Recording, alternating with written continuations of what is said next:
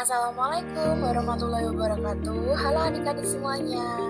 Gimana kabarnya kali ini? Masih semangat kan untuk belajar? Nah, di sini kita akan belajar bersama-sama tentang tema 7, subtema 3, pembelajaran 2. Gimana? Sudah tidak sabar kan? Yuk kita mulai saja. Jadi sebenarnya kita akan belajar apa sih? Hari ini kita akan belajar mengenai peran pelajar mengisi kemerdekaan. Lalu, kita bisa berbuat apa ya? Setiap warga negara berkewajiban untuk mengisi kemerdekaan yang telah diperjuangkan pahlawan dengan melakukan hal-hal positif di tempat tinggal dan lingkungan masing-masing. Demikian juga dengan pelajar. Lalu, apa saja sih yang bisa kita lakukan dalam mengisi kemerdekaan? Nah, sebelum kita membahas mengenai peran pelajar dalam mengisi kemerdekaan, mari kita mengetahui terlebih dahulu peristiwa mengisi kemerdekaan itu apa saja. Jadi, pelajar menjadi bagian dari pemuda bangsa yang menjadi penerus bangsa Indonesia. Sebagai generasi penerus, pelajar dituntut untuk bekerja keras dan belajar dengan giat meningkatkan kualitas dirinya. Generasi penerus bangsa diperlukan untuk memajukan bangsa itu sendiri. Nah, dalam buku Nationalism and Revolution in Indonesia oleh Benedict, tugas warga negara Indonesia adalah mengisi kemerdekaan, meneruskan pembangunan negara Indonesia agar sejajar dengan negara-negara maju yang lainnya. Nah, sebagai pelajar harus dapat meneruskan cita-cita para pahlawan. Sebagai pelajar juga, hal utama yang dilakukan adalah belajar dengan tekun dan menuruti nasihat orang tua. Pelajar tidak harus lagi mengangkat senjata untuk berperang. Pelajar juga tidak perlu mengorbankan jiwa dan raganya untuk bangsa Indonesia. Karena yang sekarang harus dilakukan adalah pelajar hanya perlu untuk meneruskan apa yang telah diperjuangkan dengan cara belajar dengan giat, melawan rasa malas belajar, dan menjaga persatuan dan kesatuan. Nah, ini adalah beberapa contoh kegiatan positif dalam mengisi kemerdekaan.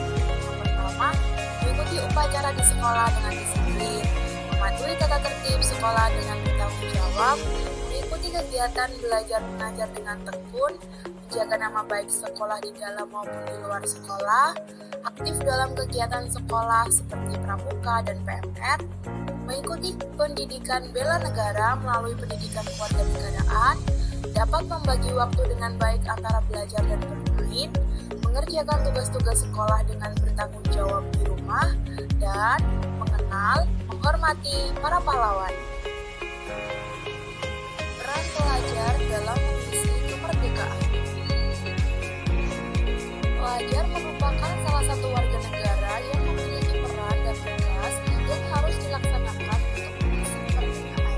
Sebagai generasi penerus bangsa, para pelajar dituntut untuk bekerja keras dan belajar dengan sungguh-sungguh untuk meningkatkan kualitas dirinya. Belajar dapat dilakukan melalui kegiatan-kegiatan kemasyarakatan yang sangat berguna untuk mengasah rasa peduli dan cinta tanah air.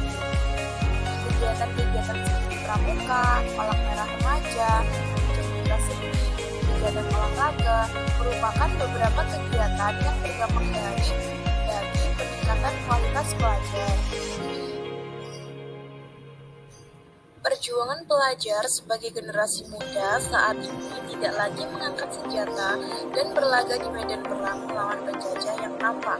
Pelajar sebagai generasi penerus bangsa harus berjuang untuk melawan kebodohan, kemiskinan, rasa malas, rasa tidak menyerah yang dapat merugikan masyarakat dan bangsa. Generasi muda Indonesia harus sehat jiwa dan raganya. Ia harus berpendidikan, pantang menyerah, kerja keras, kreatif, berakhlak mulia, cinta tanah air, dan bangsa. Belajar dengan sungguh-sungguh, berperan aktif dalam organisasi dan kegiatan sosial, mencintai kesenian dan budaya Indonesia,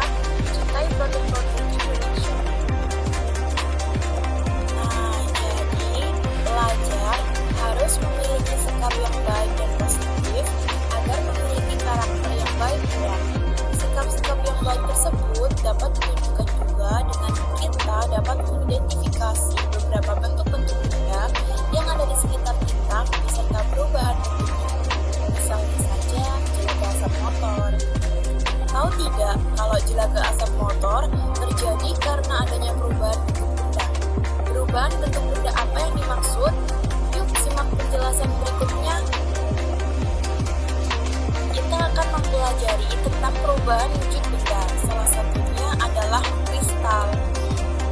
Mengkristal adalah perubahan wujud benda dari gas menjadi padat. Dengan proses pelepasan kalor atau proses ini dapat terjadi karena adanya pelepasan energi panas dari suatu benda. Contohnya adalah pembentukan salju, jelaga asap motor, pembuatan es krim, dan lain-lain. Oke, kita akan membahas satu persatu mengenai contoh dari perubahan wujud benda yaitu mengkristal. Yang pertama, pembentukan salju. Salju yang dapat terbentuk secara langsung dari uap air yang merupakan gas. Proses pembentukan salju dengan cara mengkristal terjadi pada suhu rendah yaitu sekitar -12 hingga -15 derajat Celcius. Lalu ada pembuatan es krim. Pembuatan es krim adalah contoh dari peristiwa mengkristal atau deposisi. Dilansir dari Ensiklopedia Britannica, es krim dibuat dari gas karbon dioksida yang dikompresi dan berubah menjadi padat pada suhu sekitar -57 derajat Celcius. Selanjutnya, jelaga motor. Jelaga motor adalah karbon hitam berbentuk gas hasil pembakaran yang mengkristal dan berubah menjadi partikel hitam dan membentuk jelaga pada knalpot kendaraan bermotor. Nah, bagaimana adik-adik penjelasannya mengenai perubahan benda mengkristal? Sudah paham kan? Kita tadi sudah membahas tentang perubahan benda mengkristal. Contohnya adalah pembentukan salju. Salju dapat dibentuk menjadi pahatan yang sangat indah dan masuk dalam kriteria seni rupa. Lalu, apa sih yang dimaksud dengan seni rupa dan bagaimana penjelasannya? Seni rupa Indonesia. Seni rupa adalah cabang seni yang membentuk sebuah karya seni menggunakan media nyata. Seni rupa daerah adalah seni rupa yang terdapat di berbagai daerah di Indonesia. Seni rupa daerah dapat disebut juga seni rupa tradisional karena dikerjakan secara turun-temurun di suatu daerah. Lalu, apa saja sih bentuk dari seni rupa daerah? Bentuk seni rupa daerah dapat berupa seni lukis daerah, seni patung daerah, dan seni kriya. Yang pertama, kita akan membahas mengenai seni lukis daerah. Seni lukis adalah seni yang menggambarkan objek-objek berupa pemandangan alam, tumbuhan, binatang, manusia, dari alam untuk menimbulkan perasaan keindahan.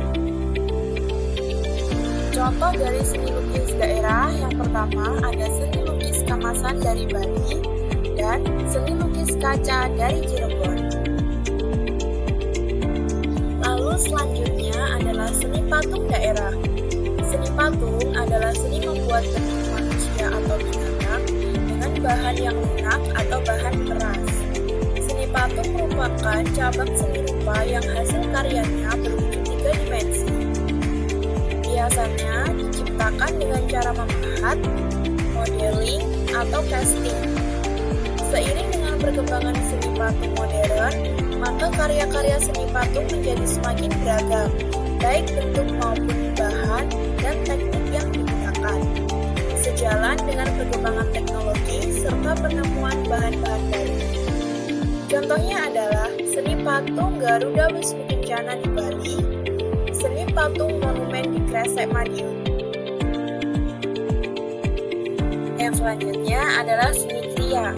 Seni kriya adalah salah satu cabang seni rupa yang menghasilkan benda kerajinan atau craft yang bernilai seni dan membutuhkan keahlian tangan yang tinggi untuk membuatnya dengan mengutamakan suatu unsur kebudayaan suatu daerah.